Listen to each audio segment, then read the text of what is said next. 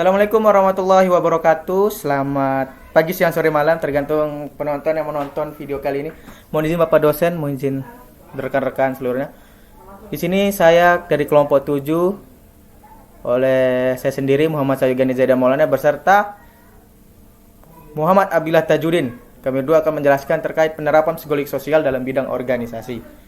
Kita langsung saja masuk kepada materi pertama, yaitu apa sih psikologi sosial dalam bidang organisasi itu. Kehadiran psikolog organisasi memberikan perspektif baru dalam menyelesaikan masalah. Ketika menyelesaikan masalah, ia mungkin bertanya, seberapa efektif komunikasi antara rekan kerja atau antar karyawan dan tim manajemen, sehingga ia bisa mengambil keputusan dan menyarankan manajemen untuk mendukung resolusi konflik.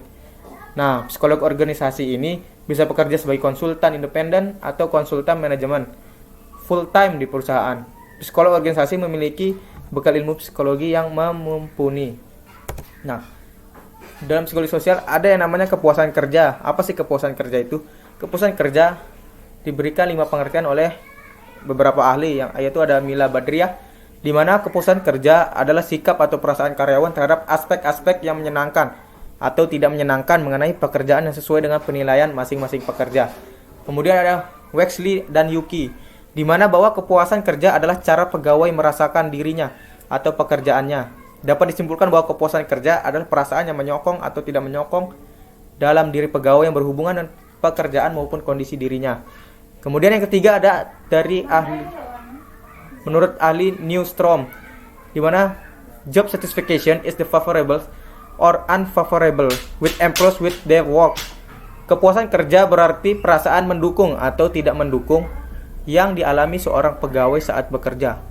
Nah, kemudian ada menurut Anggaleo, di mana kepuasan itu terjadi apabila kebutuhan-kebutuhan individu sudah terpenuhi dan terkait dengan derajat kesukaan dan ketidaksukaan dikaitkan dengan pegawai. Nah, yang terakhir di sini adalah menurut Taufik Nur Hidayat, di mana keadaan emosional yang menyenangkan dengan mana para karyawan memandang pekerjaan mereka. Kepuasan kerja mencerminkan perasaan seseorang terhadap pekerjaannya. Ini dampak dalam sikap positif karyawan dan terhadap pekerjaannya dan segala sesuatu yang dihadapi di lingkungan kerjanya. Kemudian kita masuk ke konsekuensi kepuasan kerja. Nah, menurut Robin George 2011 di halaman 119 sampai 121 mengemukakan dampak kepuasan kerja itu ada 6, yaitu sebagai berikut. Yang pertama, kinerja bila dilihat pada level organisasi, bukan individual. Organisasi dengan karyawan yang lebih puas cenderung lebih efektif dibandingkan dengan organisasi dengan karyawan yang lebih tidak puas. Kemudian yang kedua yaitu organizational citizenship behavior, yaitu karyawan yang puas akan cenderung membicarakan hal yang positif dengan organisasi, membantu orang lain, dan bekerja melebihi apa yang diharapkan dalam pekerjaannya.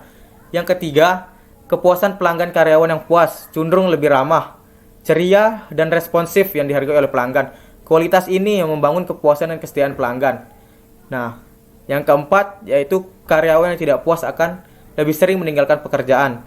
Sedangkan karyawan yang lebih puas cenderung memiliki kehadiran yang lebih tinggi dibanding karyawan yang lebih tidak puas atau biasa disebut dengan absenteeism. Nah, kemudian untuk konsekuensi kepuasan kerja yang kelima dan keenam dan materi selanjutnya akan dijelaskan oleh rekan saya Muhammad Abdillah Tajudin. Terima kasih kesempatan yang diberikan oleh rekan saya Muhammad Sayugani Zaidan Maulana yang sedang berada di Nusa Tenggara Barat. Pada kesempatan kali ini saya akan membahas tentang lanjutan dari materi yang sebelumnya dibahas oleh rekan saya, itu mengenai konsekuensi kepuasan kerja. Menurut Robin George 2011 halaman 119 sampai halaman 121 mengemukakan dampak kepuasan kerja sebagai berikut.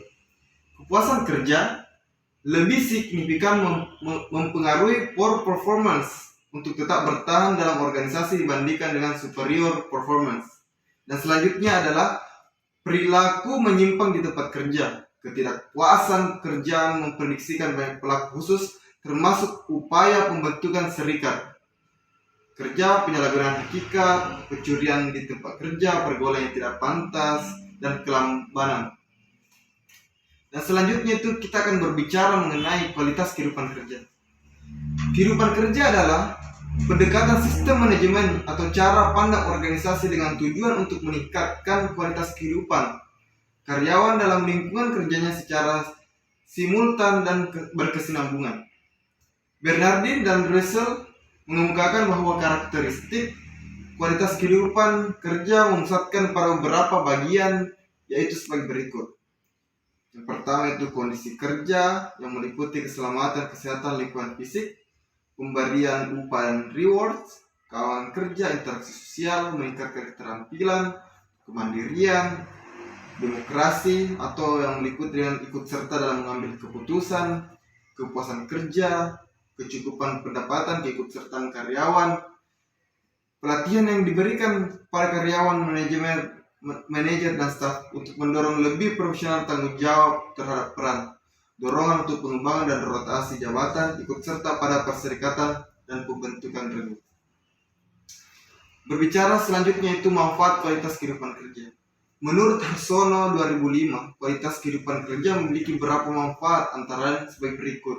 Meningkatkan moral kerja, mengurangi stres dan turnover, meningkatkan motivasi, meningkatkan kebanggaan kerja, meningkatkan kompetensi, meningkatkan kepuasan, meningkatkan komitmen, meningkatkan produktivitas. Sekian dan terima kasih. Sampai jumpa. Wassalamualaikum warahmatullahi wabarakatuh.